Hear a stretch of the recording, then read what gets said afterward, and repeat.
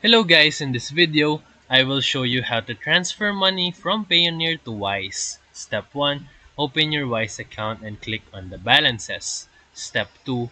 Choose the currency that you want to receive like USD or Euro. Step 3. Click Get Account Details and copy your Wise bank account info. Step 4. Open your Payoneer dashboard and click Withdraw and then to Bank Account. Step 5. Add a new bank account using the Wise account details that you copied. Step 6. Payoneer will review and verify the new bank account, and this may take to 24 to 48 hours. Step 7.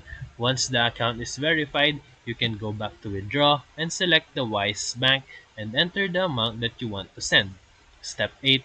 Confirm the withdrawal and the funds will be sent from Payoneer to Wise. And now your Payoneer funds are successfully moving to Wise. So if this video helped you, feel free to like and subscribe for more quick tutorials, reviews, and comparison videos. Thank you for watching.